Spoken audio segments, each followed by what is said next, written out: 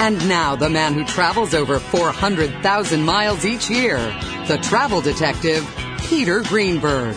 And welcome aboard another edition of Peter Greenberg Worldwide. In fact, our first show for 2013.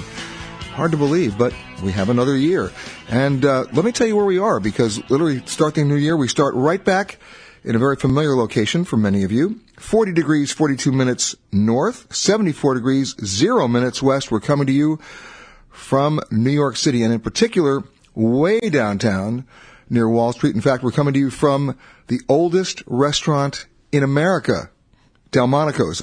You can also follow me on Twitter. Our handle is @PeterSGreenberg, and on Facebook, it's facebook.com/Peter Greenberg. Once again, here's your host, Peter Greenberg. It's 18 minutes after the hour. Peter Greenberg here with you on our first show of 2013. Coming to you from the iconic, legendary, and quite historic Delmonico's restaurant. In fact, America's oldest restaurant, opened. I mean, you know, when you talk about the restaurant business, it's the most ephemeral, transient business you can think about. Every guy, and I'm one of those included in that, always had a fantasy. I'd love to have my own restaurant. Well, that's why it's called a fantasy, because the failure rate for restaurants is unprecedented and historic. Well, talk about unprecedented and historic. Delmonico's opened in 1837. Unbelievable. Just amazing place. And still going. It even survived Hurricane Sandy. We'll talk about that as well. 43 minutes after the hour, Peter Greenberg here with you on this first show of the new year of Peter Greenberg Worldwide, coming to you from an iconic restaurant. In fact, America's oldest restaurant happens to be right here in New York, Delmonico's, since 1837. Not a lot of restaurants can claim that. Bottom line is, there are good reasons why they can claim that, because if you got a good formula, you keep it, and you don't change what you shouldn't change, and you do change what you need to change.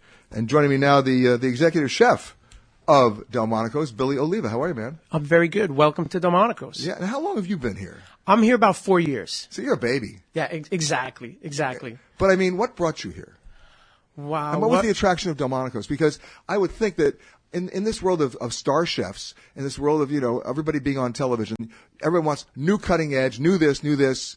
That's not what Delmonico's really is. Now, Delmonico's is historic. Absolutely. I call it a restaurant of firsts. Everything and anything was invented here. Well, the one thing I remember, of course, is the steak, the Delmonico steak. Explain what that is. Well, the Delmonico steak here is a boneless, 20-ounce, 40-day aged ribeye. 20 ounce. 20 ounce. So basically, you need a stretcher when you leave. Well, I like to think not, but yeah, it's a big steak. It's a big steak. It's a big steak. Now, the other dish that I never knew you guys were really involved with, because you used to see them every meal on a cruise ship, right? Baked Alaska. Baked Alaska, absolutely. Invented here in the 1800s, Charles Ronhofer, for the purchase of Alaska. Now, okay, you have to help me out here, because most people have heard of Baked Alaska. They haven't seen a lot of it lately, right? You don't see it that much anymore. Right? And when I remember seeing it on cruise ships, all the waiters would come out, they'd have sparklers, they'd be singing John Philip Sousa, Flaming, and John Philip Sousa band songs. You don't do sparklers. Please don't tell me you do sparklers. We do not do sparklers. We don't want to set anybody on fire. Okay, but what's in a Baked Alaska? So, Baked Alaska, the traditional recipe that we do here, we use a walnut sponge cake on the bottom. Then we have an apricot compote, which goes on top of the sponge cake. We do a banana semifreddo, and then a whipped meringue. Banana what? Semifreddo. Explain. Kind of cross between an ice cream and a mousse. Okay. Like a semi-frozen mousse. And then you got a meringue on the top or something, right? The meringue goes all around it and then gets baked in the oven. So the whole idea, or my take on the Baked Alaska, the whole idea, the outside should be nice and crispy, nice golden brown color. It's hot on the outside. You hit that meringue with the spoon, and it should crack. And then as you go through it, you should be able to get the meringue, the semifreddo, the cake, the compote, all in one spoonful. That's. Okay, now here's how I look at it, Billy. You start with a Delmonico steak. You top it off with a Baked Alaska. Then you don't eat for 3 weeks. Yeah, that's correct. Okay. Now, but wait, there's one more thing that I never knew that you guys did here, right? I mean, when you say a restaurant at first, Eggs Benedict? Eggs Benedict. Absolutely. Around the turn of the century, Mr. and Mrs. Benedict used to come here. This is a true story. They used to come here every Saturday. And it was the first restaurant to use a printed menu. And she was tired of ordering off the menu all the time. And she asked the maitre d' at the time, please tell the chef, make me something, anything, something different. And he made the Eggs Benedict, and they loved it, and that's where the name came now from. Now you realize we have a pattern here. Between the steak and the baked Alaska and the Eggs Benedict, I'm checking into a clinic now. Oh, my God. Just watch the cholesterol. This is a cholesterol parade. Absolutely. But wait, we're not done yet, right? Because we got one more that you guys started. Lobster Newburg? Lobster Newburg. Absolutely. No cream in that.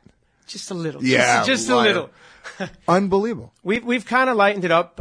The original recipe was cream, cayenne, butter, sherry, brandy. More cream, more butter. Absolutely. So now we use a really rich lobster stock, and we make a lobster broth. We reduce it down. We cut out some of the cream, and finish it with a little creme fraiche, a little brandy still.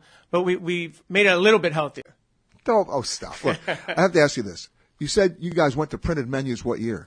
You remember what year? Ooh, I do not. But it would be before the last of the turn of the century. Yes, yeah. It was in the 1800s. All right. So what I want to talk about when we come back is this. We know about these historic dishes, right? What I want to know is what's still on the menu from 1837. Okay. Right? What's never changed. And then, since you've been here 4 years, you've been doing a little experimenting. I want to know what your signature dish is, because that might just, make it your signature dish, meaning it's something that's my piece of history. Yeah, without butter, without cream, you with me on this? I got you. Wow, who knew? Delmonico steak, baked Alaska, Eggs Benedict, and Lobster Newburg right here since 1837. But everybody else out there takes credit for it. But you know what? We'll give the credit today. All right? Back with more with Billy Oliva right after this. 52 minutes after the hour, Peter Greenberg here on the first show of 2013 of Peter Greenberg Worldwide. We've been talking to Billy Oliva, the executive chef of Delmonico's. And when we talk about an iconic restaurant, we're not kidding. Imagine a place, first of all, one of the first restaurants ever that had a printed menu. Think about that. We've come to expect that everywhere now. And some of the items on that menu have been around since 1837. In fact, they invented them. Baked Alaska, Lobster Newburg, the Delmonico steak. And chicken a la Keen is another one. What is chicken a la Keen? Chicken a la Keen. Okay, Mr. and Mrs. Keen came into the restaurant. No, come on, what? It's a chicken dish that is named after Mr. Keen. Of course, there we go. Okay. That was Charles Reinhofer, who was the chef back in the 1800s. That was one of his things. He liked to name dishes after customers, and that's. And by the way, that name recognition is great branding and great marketing, because people love being able to do that, right? I Absolutely. mean, we talk about the Carnegie Deli or the Stage Delicatessen, which just closed here in New York. Yeah. Everybody had a sandwich named after them, but it started here.